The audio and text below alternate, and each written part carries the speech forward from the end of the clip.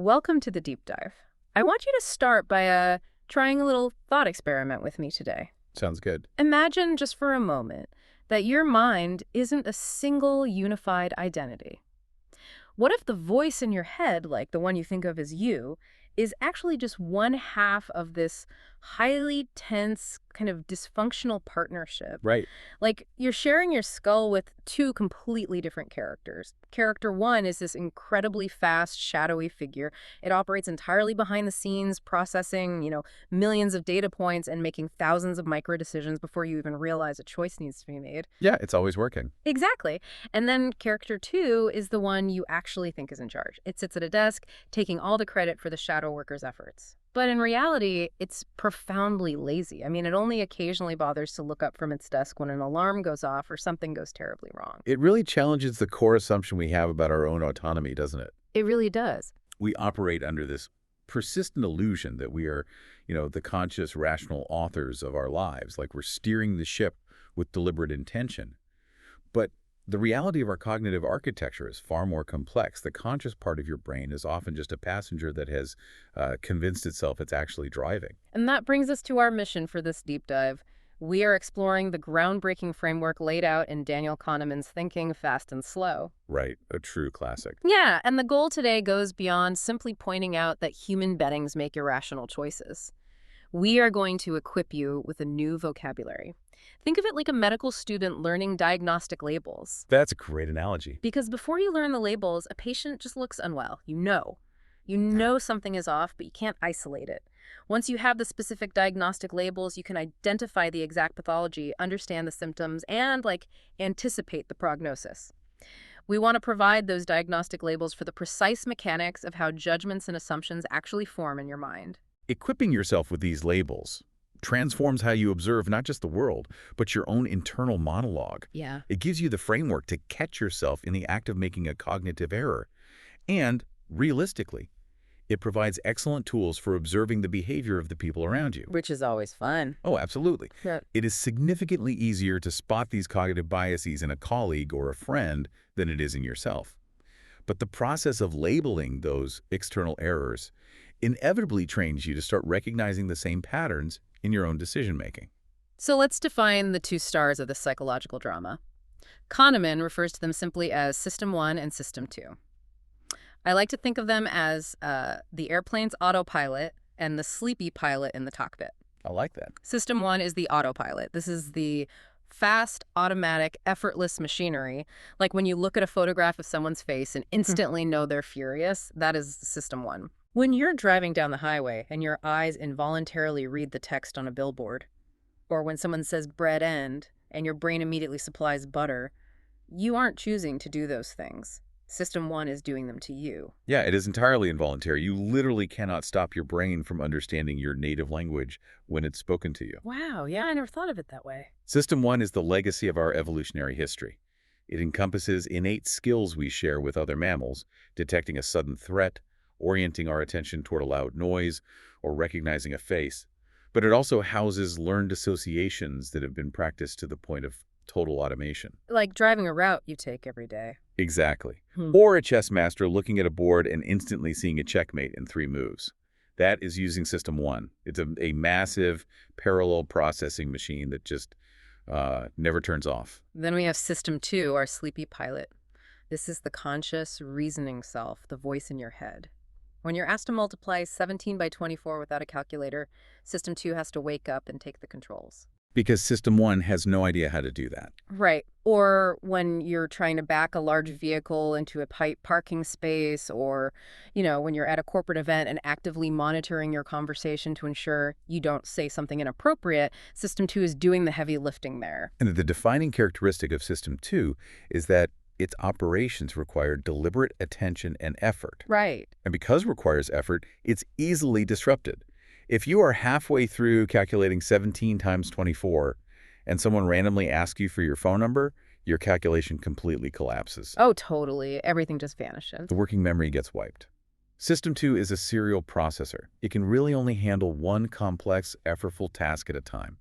And because effort is biologically costly, System 2 defaults to a state of low effort whenever possible. But we identify so strongly with System 2, right? We think of ourselves as the sleepy pilot.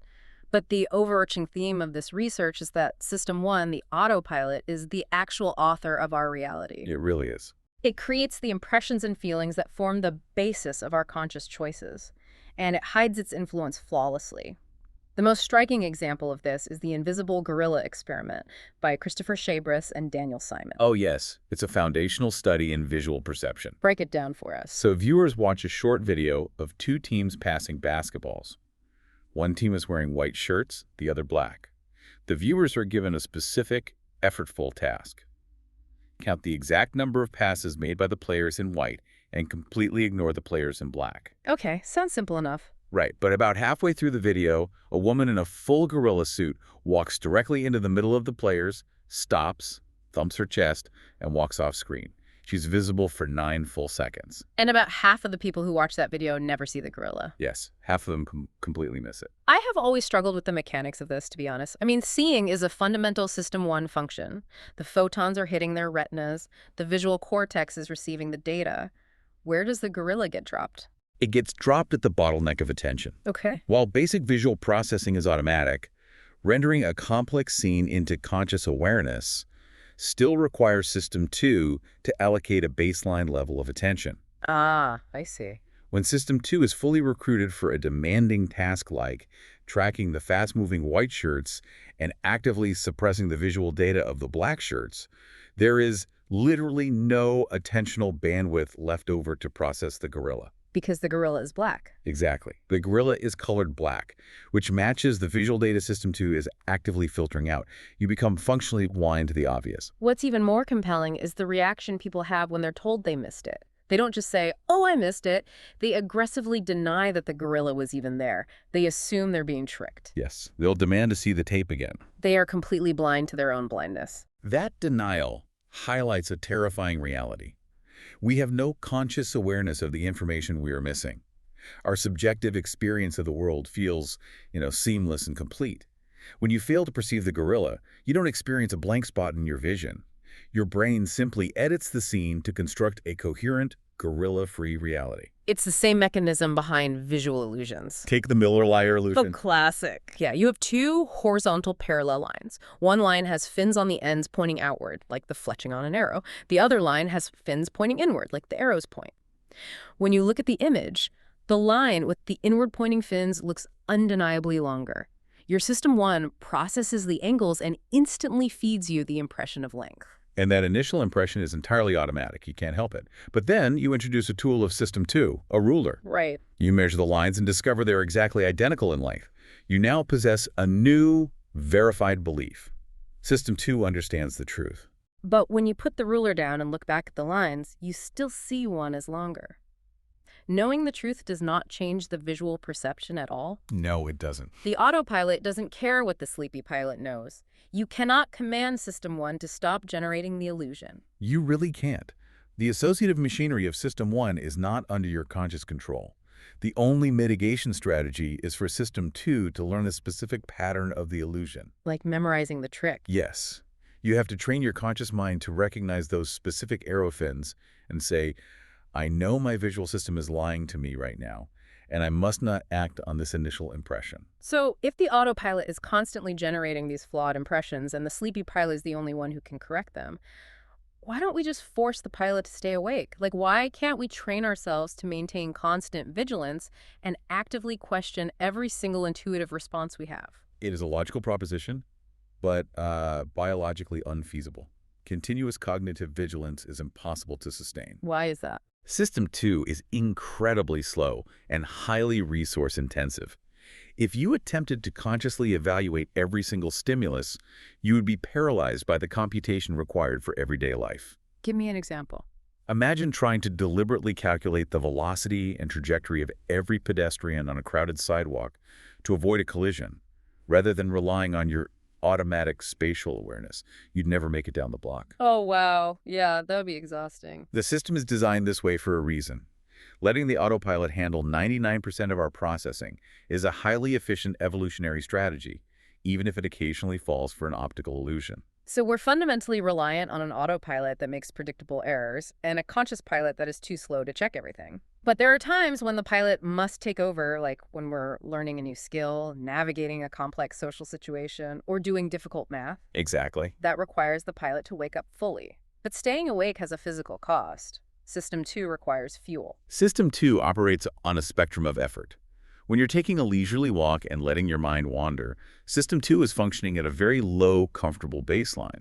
But when you face a cognitive challenge, you force System 2 into a mental sprint. And those sprints hurt. They do, and they take a measurable physiological toll on the body. The researchers demonstrated this using a working memory exercise called the Add 1 and Add 3 tasks. To visualize this, imagine someone reads you a string of 4 numbers at a steady rhythmic pace, say 5, 2, 9, 4. Okay. In the Add 1 task, you have to hold those numbers in your head, add exactly 1 to each digit, and speak the new numbers back in the same rhythm. So 5, 2, 9, 4 becomes 6, 3, 0, 5. It requires focus, but it's manageable. Sure. Then they introduce Add 3. You hear 5, 2, 9, 4, and you must add 3 to each digit while maintaining the rhythm.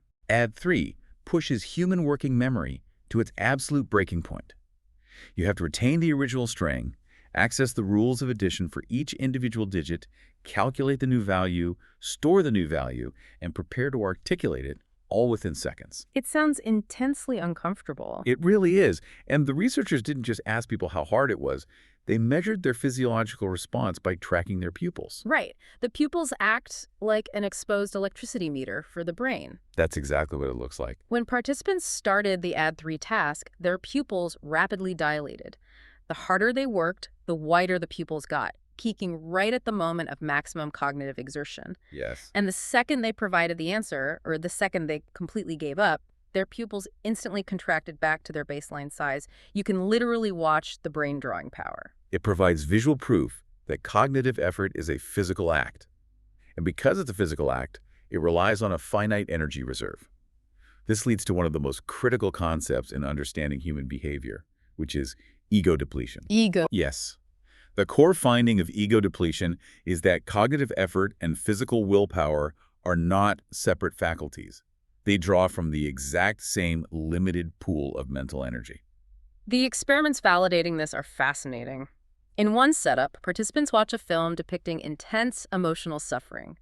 They are instructed to completely suppress any emotional reaction, like keep their faces perfectly neutral. Right, which takes a lot of effort. Exactly. That requires System 2 to actively override the empathetic, emotional response generated by System 1.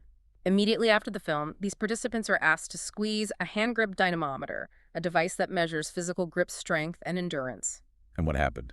The participants who had to suppress their emotions gave up on the physical hand grip test significantly faster than a control group who watched the film normally. Wow. The act of cognitive self-control had drained their willpower reservoir, leaving them with live physical stamina to endure the discomfort of the hand grip.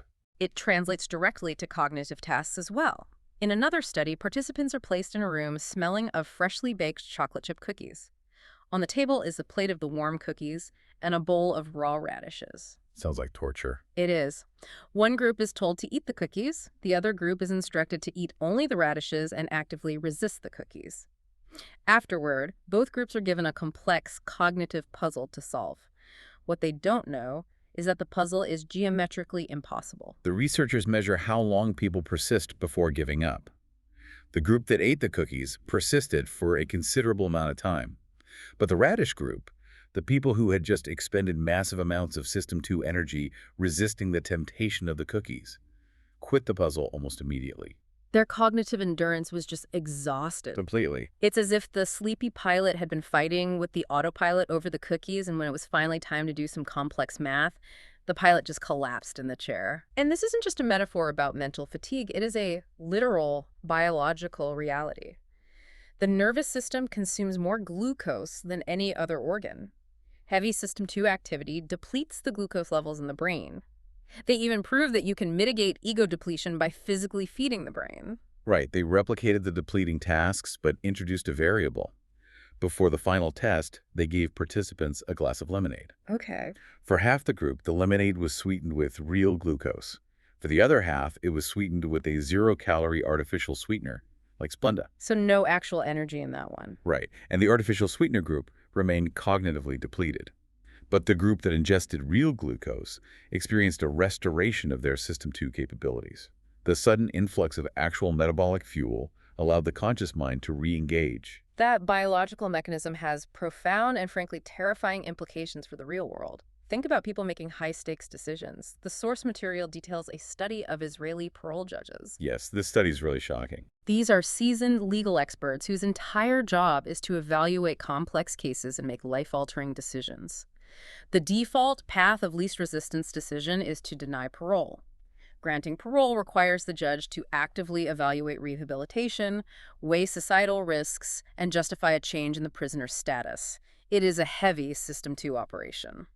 The researchers tracked the judges' decisions throughout the entire workday, specifically charting their rulings in relation to their food breaks. And the pattern was unequivocal. What did they find? Immediately after breakfast or lunch, the judges granted parole in roughly 65% of the cases they heard. But as the hours dragged on and the judges moved further away from their last meal, the rate of favorable rulings steadily declined. By the time they reached the very last cases, right before their next meal break, when their glucose levels were at their lowest and their cognitive fatigue was at its peak, the approval rate dropped to virtually zero. 0%. Unbelievable. The judges didn't suddenly become more punitive. Their System 2 simply ran out of fuel.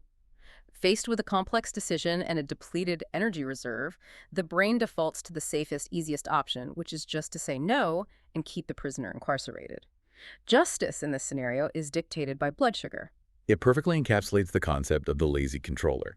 When System 2 is exhausted, it surrenders its oversight. But System 2 doesn't only fail when it's physically depleted. Often it fails simply because it is inherently lazy and prefers to accept the first plausible answer System 1 offers. This brings us to the famous bat and ball problem.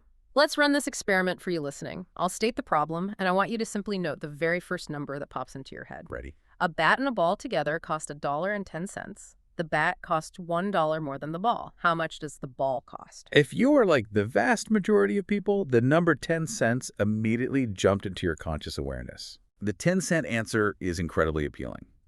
System 1 naturally parses the total of $1.10 into a neat division of $1.10. It feels intuitively correct. It requires zero computational effort to generate. Right.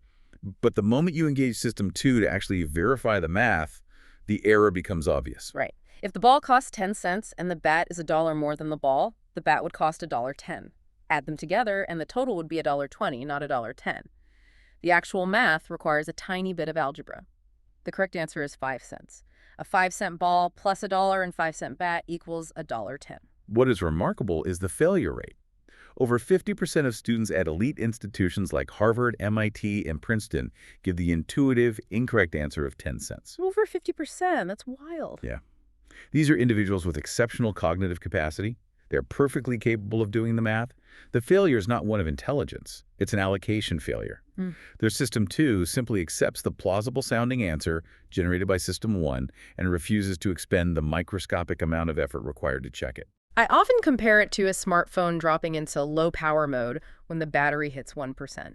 The screen dims, the background apps turn off, and the phone only does the bare minimum to keep functioning. That's a good way to look at it. But is failing the bat and ball problem just evidence that the person's brain was temporarily in low power mode? Or does this indicate that some people just have inherently lazier, sleepy pilots than others? It's a critical distinction. Ego depletion, the low power mode, is a temporary state caused by fatigue or hunger. But failing the bat and ball problem often points to a trait-level characteristic. Like it's just who they are. Yes. Researchers use problems like this to measure cognitive reflection. Individuals who consistently offer the intuitive, incorrect answers demonstrate a broader pattern of behavior. They tend to rely heavily on intuition across all domains. They're generally more impulsive, and they are more susceptible to cognitive biases. They have a System 2 that is chronically less inclined to challenge the autopilot. So when System 2 is either depleted by effort, starved of glucose, or just naturally disinclined to intervene, it hands the steering wheel entirely to System 1. But if System 1 isn't capable of logic or complex math or rational deduction, how exactly is it navigating the world? It relies on a hidden architecture of associations. System 1 operates through a mechanism called associative activation. How does that work? Human memory is organized like a vast, interconnected web. When a specific concept or idea is encountered, it acts like a pebble dropped into a still pond. The activation ripples outward along the web, instantly priming related concepts, memories, emotions, and even physical responses. The source material provides a visceral demonstration of this. Listen to these two words: bananas, vomit. Oh, man. As soon as I said those words, a massive cascade of neurological events occurred in your brain, completely outside your control. You likely felt a faint physical revulsion. Your heart rate might have changed slightly. Your brain immediately assumed a temporal sequence and a causal link. The bananas must have caused the sickness. System 1 abhors randomness. Even when presented with two completely unrelated words, it instantly constructs a coherent causal scenario to make sense of the juxtaposition. It just invents a story. Exactly. But the cascade doesn't stop at an imagined narrative. The associative activation physically prepares you for what it thinks is coming next. Having just processed bananas and vomit, your perceptual system is now temporarily hypersensitized to detect related concepts. Like what? If someone were to whisper the word nausea, or if the word fruit flashed on a screen for a millisecond, you would recognize it much faster than you normally would. Your brain has been primed. And this priming effect isn't limited to recognizing words. It bleeds directly into our physical actions. This leads to the ideomotor effect, which is where this research starts to feel genuinely unsettling. Yes, this is where it gets weird. The classic demonstration is John Bard's Florida effect. The researchers took a group of college students, aged 18 to 22, and asked them to assemble 4-word sentences from a set of 5 words. For one group, the words they were unscrambling contained subtle associations with old age. Words like Florida, forgetful, bald, gray, and winkle. Crucially, the word old itself was never used. The sentence assembly was merely a decoy task. The true experiment began the moment the students finished a puzzle and left the room. Researchers secretly timed how long it took each student to walk down the hallway to the elevators. The college students who had been exposed to the age-related words walked significantly slower down the hallway than the control group. They took on the physical characteristics of the elderly, entirely unconsciously. When interviewed later, none of the students noticed a theme among the words, and they aggressively denied that the task had influenced their walking speed. They had no idea. I have to admit, learning about the ideomotor effect induces a sense of existential dread. It makes it sound like we're basically programmable automatons, unconsciously adjusting our behavior based on the background scenery. Like, if I walk past a billboard for a sports car, am I going to unconsciously start sprinting? Why aren't our behaviors radically shifting every time we encounter a new prime? It is essential to contextualize the power of primes. They're not absolute hypnotic overrides of your conscious will. If a fire alarm sounds, a prime about old age will not prevent you from sprinting to the exit. Okay, that's reassuring. Primes act as subtle weights added to a scale in ambiguous situations. They shift probabilities. If you were walking down a hallway with no particular urgency, deciding between a brisk pace or a slightly relaxed pace, the old age prime tips the scale toward the slower pace. We are not automatons, but we must abandon the notion that we are entirely autonomous. Our environment is constantly engaged in a silent dialogue with our autopilot, nudging our behavior in ways we cannot perceive. And that dialogue goes both ways. The mind can prime the body, but the body can also prime the mind. Oh, yes. In another experiment, participants were asked to hold a pencil horizontally between their teeth, which forces the facial muscles into a mechanical smile. Another group held the pencil pointing outward, gripped by the lips, which forces a subtle frown. They were then asked to rate the humor of a series of Far Side comic strips. And the results are pretty funny. Yeah, the people forced into a physical smile found the comics measurably funnier. Their physical posture signaled to System 1, we're smiling, therefore this must be amusing. Similarly, subjects listening to a radio editorial were told to physically nod their heads up and down to, quote, test the headphones. Another group shook their heads side to side. The nodding group agreed with the editorial's arguments significantly more than the shaking group. The physical act of nodding primed the cognitive state of agreement. When you scale these subtle nudges up to a societal level, the implications are massive. Let's talk about the money priming studies. Researchers expose participants to subtle, almost imperceptible reminders of money. It could be a stack of Monopoly money sitting on the edge of a desk, or a computer screensaver displaying floating dollar bills. These minor environmental cues triggered a profound shift in behavior and mindset. The concept of money operates as an incredibly powerful prime for individualism. When participants were primed with money, they became significantly more self-reliant. How so? Given a complex puzzle, they worked on it almost twice as long before asking an experimenter for help compared to a control group. They demonstrated a heightened drive to achieve goals independently. But that independence came with a very dark side effect. They also became far more selfish. When an experimenter purposefully dropped a box of pencils, the money-primed participants picked up fewer pencils to help. When asked to set up chairs for a conversation with another person, the money-primed individuals placed the chairs further apart, physically isolating themselves. The mere abstract concept of money unconsciously primed a reluctance to depend on others or to have others depend on them. It really forces you to evaluate the environments we construct. Modern corporate offices, retail spaces, and digital platforms are saturated with symbols and structures that act as continuous primes. Yeah, we're surrounded by them. But perhaps the most elegant demonstration of environmental priming is the honesty box experiment conducted in a British university office kitchen.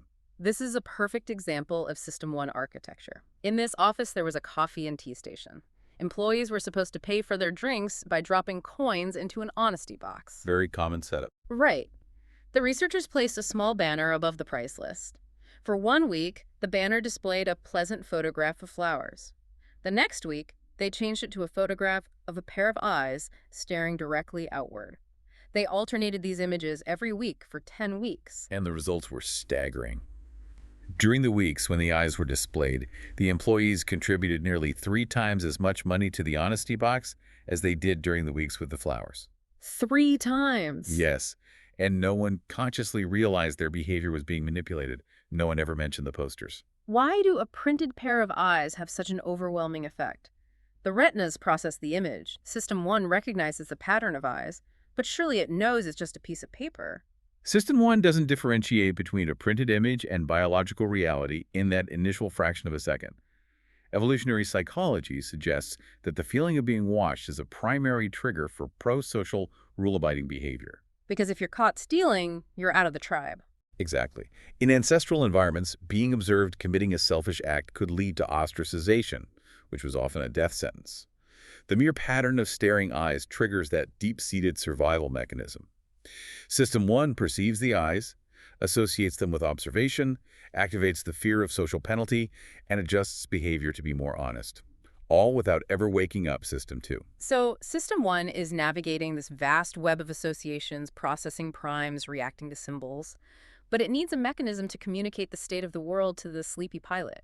It needs a master dial on the dashboard to tell System 2, everything is fine, keep resting, or alert, we have a problem. And it communicates this through a singular metric: cognitive ease. Cognitive ease. Think of it as an internal barometer. The dial ranges from cognitive ease to cognitive strain. Right. When the dial points to cognitive ease, System 1 is effortlessly processing the environment. There are no contradictions, no novel threats, and no missing information. You experience a subtle sense of well-being. You trust your intuitions, your thoughts flow easily, and crucially, System 2 remains largely inactive. I picture it like driving on a newly paved, straight highway on a sunny day. The visual input is clear, the car handles smoothly, and you naturally relax. Your grip on the steering wheel loosens, you might turn up the music, and your mind is free to wander. You are relying entirely on the autopilot. Conversely, cognitive strain signals a disruption. An expectation has been violated, a prime contradicts reality, or a task requires intense effort. When you experience strain, the feeling of well-being vanishes. You become vigilant, analytical, and suspicious of your own intuition. System 2 is forced to engage. Like, you suddenly hit a stretch of deeply rutted dirt road with a sheer cliff on one side, the radio goes off, both hands grip the wheel. You lean forward, entirely focused on the mechanics of driving. The autopilot is disengaged and the pilot is fully awake. But here's the critical vulnerability in our cognitive architecture. The factors that turn the dial to cognitive ease are shockingly superficial. It isn't just truth or safety that makes us feel at ease. Something as simple as a clear font can trigger cognitive ease. Being in a good mood triggers it. And most dangerously, simple repetition triggers cognitive ease. This creates a phenomenon known as the illusion of truth. Because System 1 is purely associative, it struggles to differentiate between the feeling of familiarity and the reality of factual truth. When you encounter a statement you have heard multiple times before, it is processed very easily by the brain. That cognitive ease translates into a gut feeling of validity. Let's use an absurd example. If I state a chicken has 4 legs, your brain instantly rejects it. You know, chickens are birds, birds have 2 legs. It causes immediate cognitive strain. Right. But if I state a chicken has 3 legs, it actually feels slightly more false than the 4-leg chicken. Which is so strange, right? It is. Why does that happen? Because the number 4 is deeply associated with the vast majority of animals you encounter: dogs, cats, cows. The association between animal and 4 is strong and easy to process. A 3-legged animal is an anomaly. The slight ease of processing the number 4 makes the completely false statement feel just a fraction more plausible. It highlights how easily our judgment of truth can be hacked. If you want to persuade someone, your primary objective should be to maximize their cognitive ease. The source material details how superficial presentation alters the perception of intelligence and truth.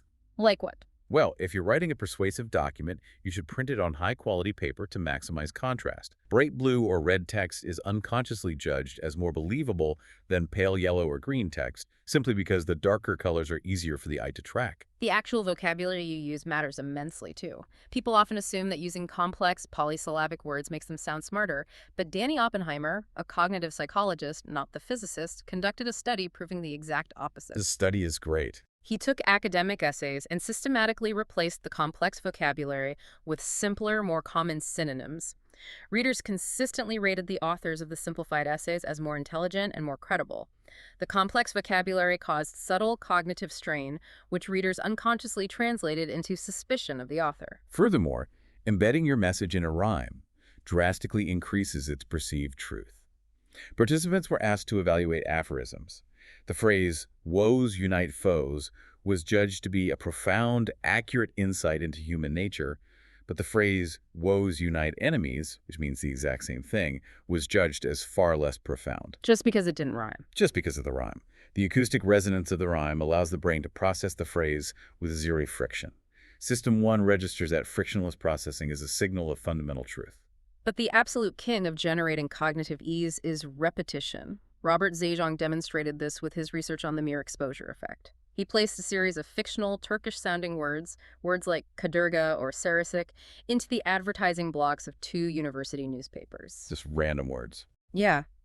Some words appeared only once during the semester, while others appeared up to 25 times. At the end of the term, he surveyed the students, asking them if they felt these made-up words meant something good or something bad. And the correlation was absolute.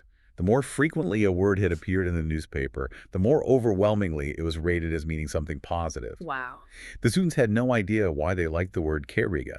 They just felt a vague sense of affection for it. Zajong argued that the mere exposure effect is a foundational biological adaptation. What is the evolutionary benefit of liking something just because you've seen it a lot? Well, in a state of nature, any novel stimulus is a potential threat. If an animal encounters a new plant or an unfamiliar sound, the biologically correct response is caution, fear, and cognitive strain.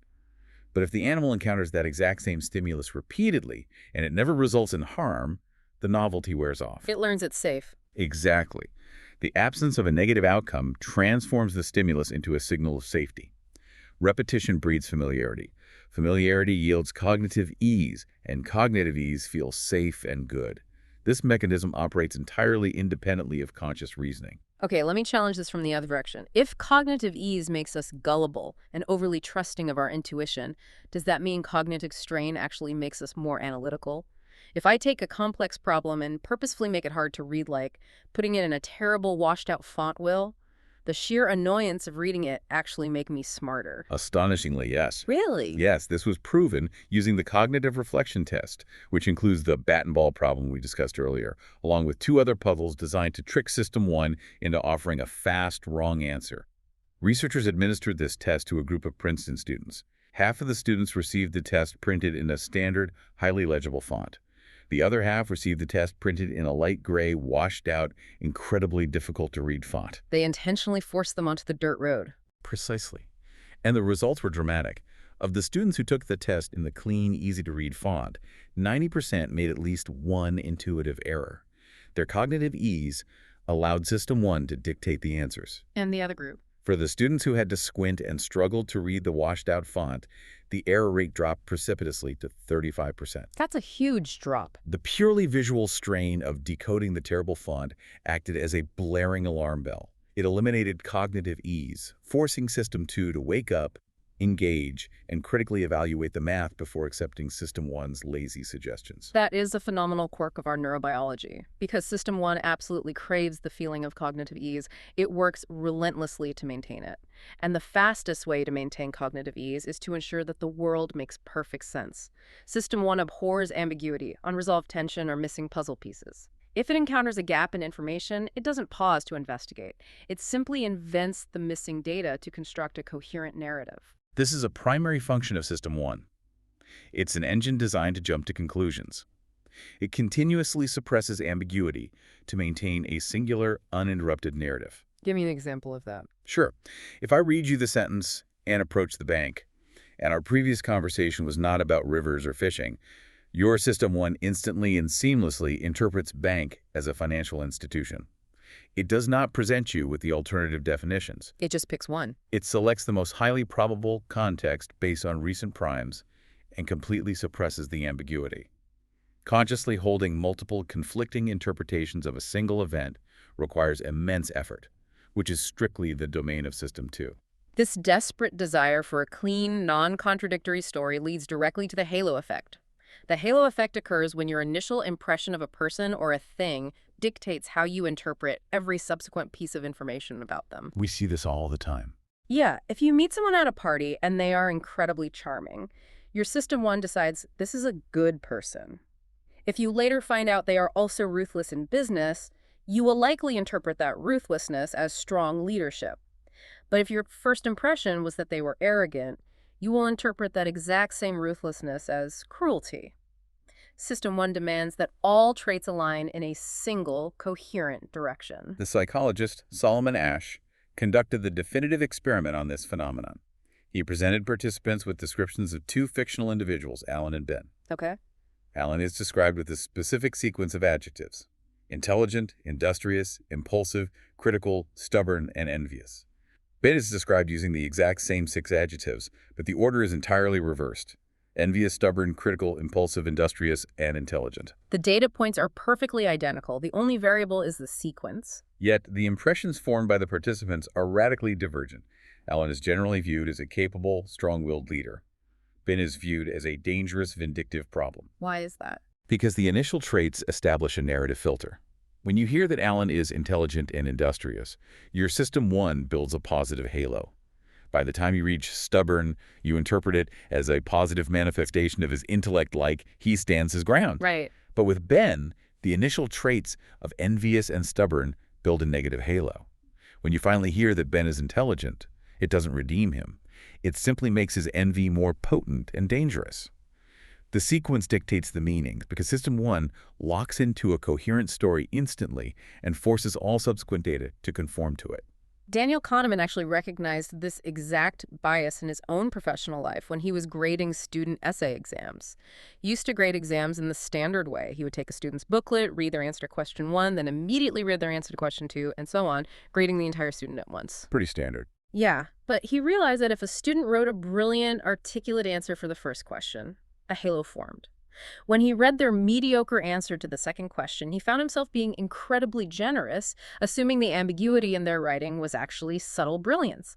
The first answer was contaminating his judgment of the second.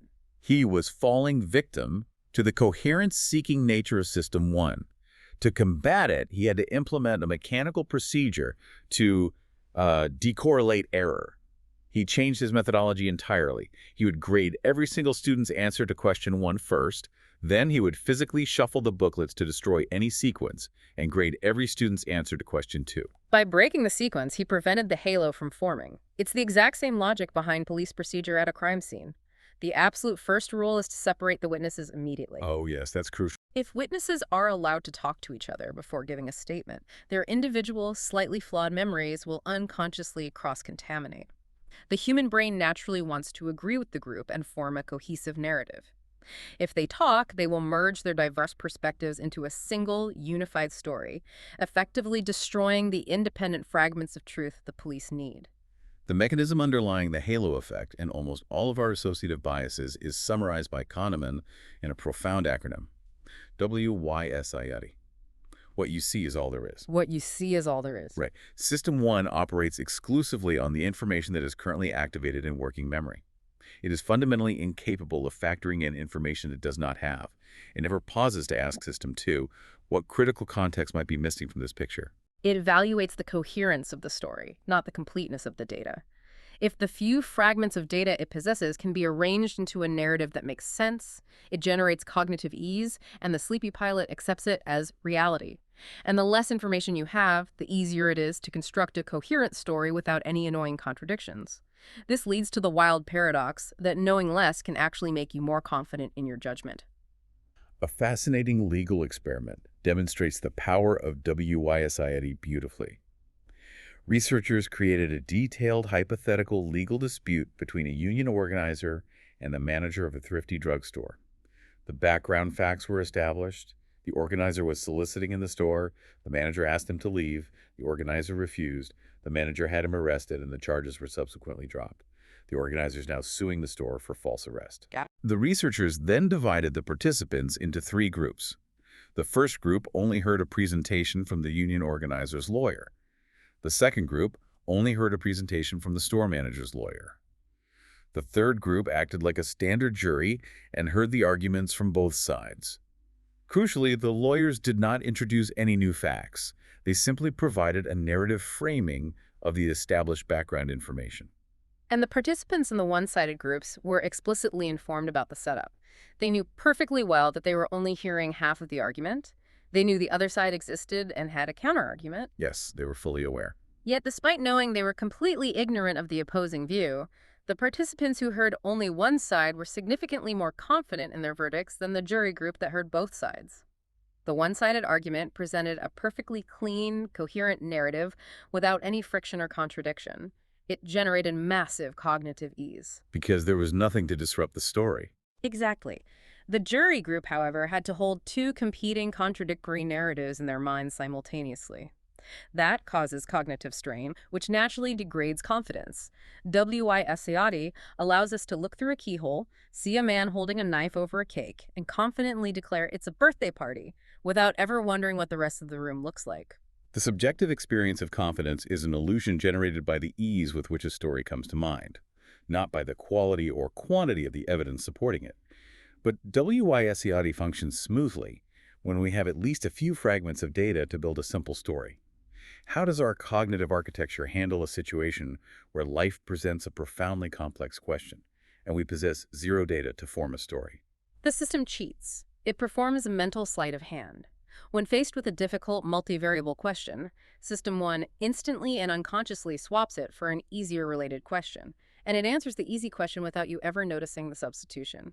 This is the concept of heuristic substitution. A heuristic is a mental shortcut, a simple procedure that helps find an adequate, though often imperfect, answer to a difficult question.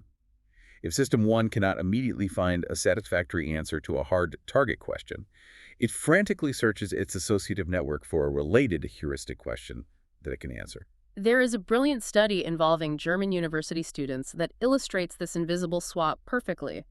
Researchers surveyed students and asked them 2 questions. How happy are you these days? And how many dates did you have last month? I love this one. When the questions were presented in that specific order, happiness first, dates second, the researchers found 0 statistical correlation between the 2 answers. The students' recent dating history appeared to have no bearing on their evaluation of their overall life satisfaction. But for another group of students, the researchers simply reversed the order of the questions. First, they asked, how many dates did you have last month? And immediately after, they asked, how happy are you these days? In this sequence, the correlation between the 2 answers was incredibly high. The difference is staggering. How happy are you these days is a massive, philosophically dense target question.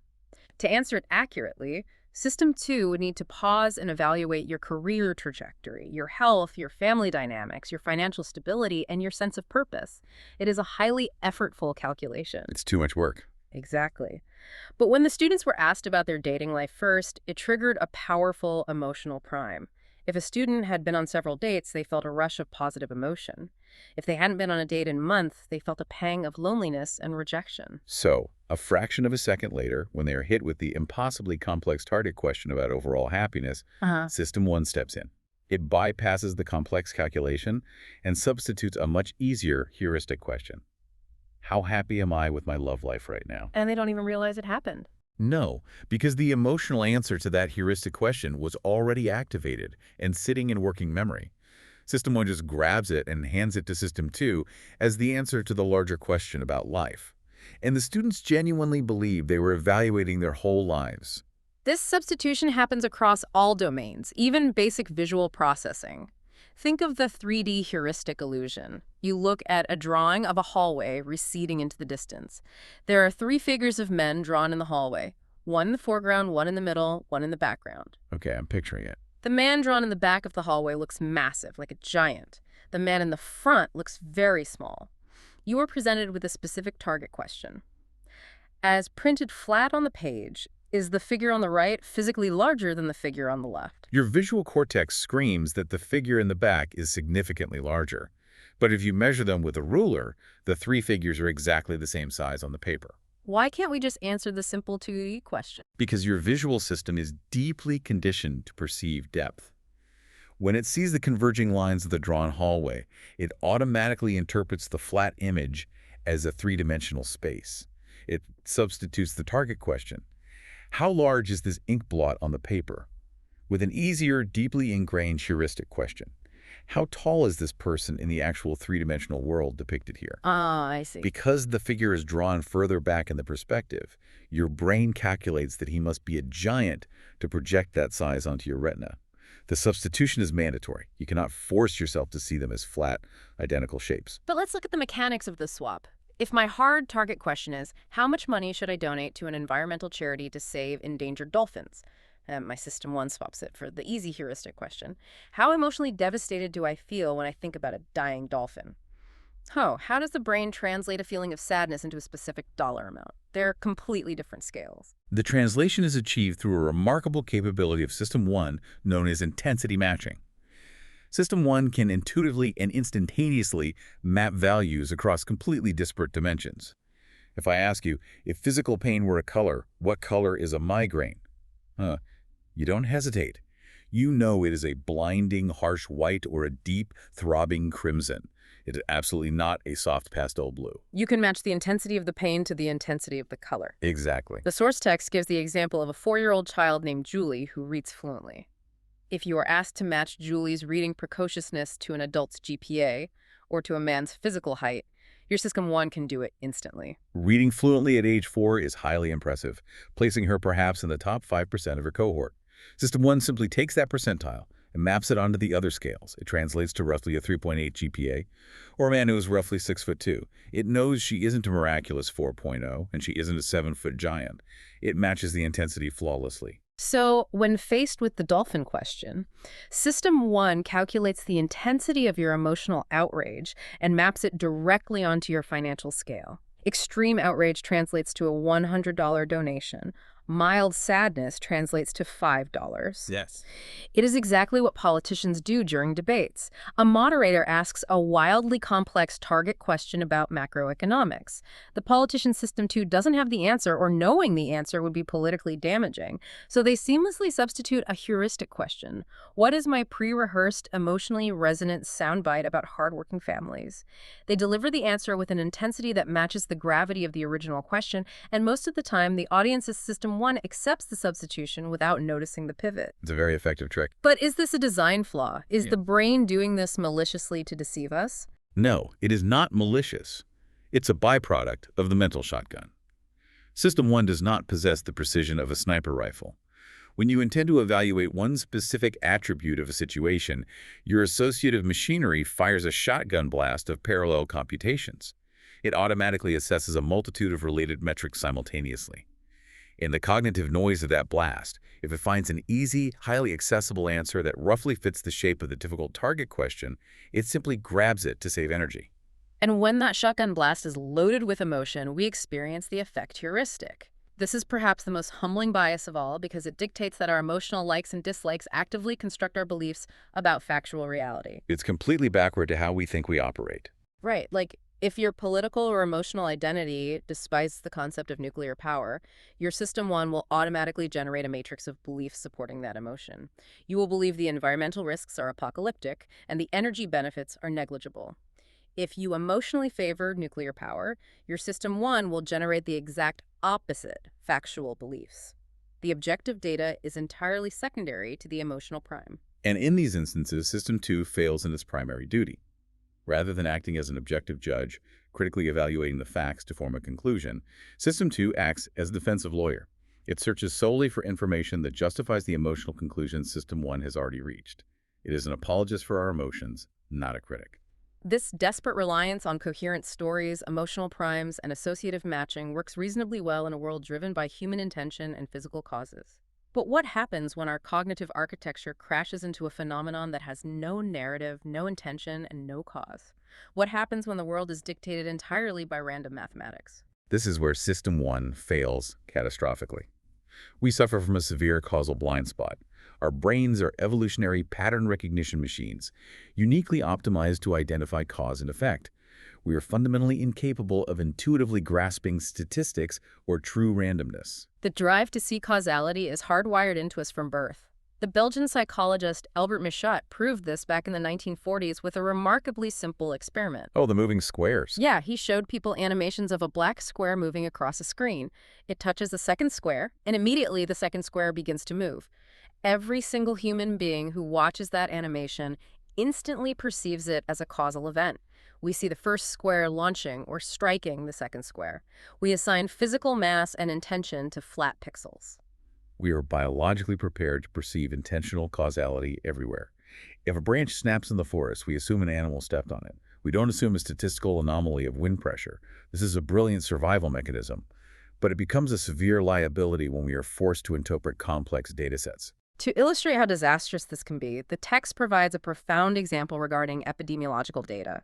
Researchers conducted a massive review of the incidence of kidney cancer across all 3,141 counties in the United States. Oh. When they isolated the counties with the absolute lowest rates of kidney cancer, a distinct demographic profile emerged. These extraordinarily healthy counties were predominantly rural, sparsely populated, and located in traditionally Republican-leaning states in the Midwest, the South, and the West. And the moment that data is presented, System 1 aggressively demands a causal narrative.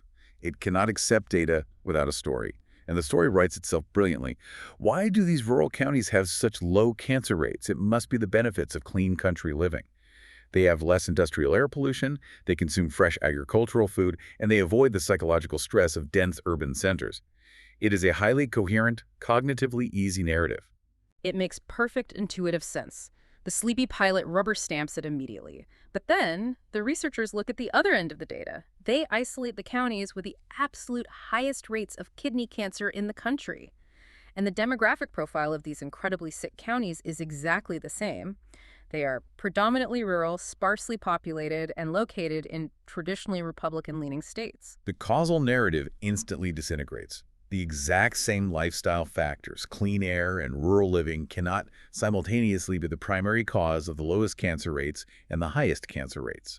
The story we invented was completely fictional. So what is the actual reality? If lifestyle isn't the cause, what is causing these extreme spikes and drops in rural areas? There is no cause. There is no environmental trigger, no dietary secret, and no political correlation. The only relevant factor is statistical. Rural counties have very small populations. This introduces the law of small numbers. Explain the math behind that, because this is where the autopilot completely breaks down. Imagine a massive urn filled with millions of marbles, exactly half red and half white. If you blindly draw a massive sample of 1,000 marbles, the laws of probability dictate that your sample will be very close to 50% red and 50% white. The large sample size dilutes any anomalies. Makes sense. But if you draw a tiny sample of only 4 marbles, there is a very reasonable mathematical probability that you will draw all 4 red or all 4 white. You will achieve an extreme outcome, 100% or 0%, purely by the mechanics of random chance. So a rural county is just a tiny sample of 4 marbles in one small town, just by a roll of the genetic dice, absolutely no one happens to get kidney cancer for a few years. Their cancer rate drops to zero, making them the healthiest county in the nation. In another small town 100 miles away, just by random bad luck, 3 people get kidney cancer in the same year. Because the population is so small, those 3 cases cause their statistical rate to skyrocket, making them the sickest county in the nation. It is purely mathematical variance. Precisely. Small sample sizes naturally yield extreme, volatile results. There is no causal story to be found. But System 1 refuses to accept statistical noise. It insists on finding a cause. It will invent a hammer-hitting-an-egg narrative for literally anything. And the real-world consequences of this statistical blindness are staggering. This isn't just an academic puzzle. Major philanthropic organizations, government health agencies, and massive corporations look at data with small sample sizes, like the test scores of a small charter school or the quarterly returns of a boutique mutual fund.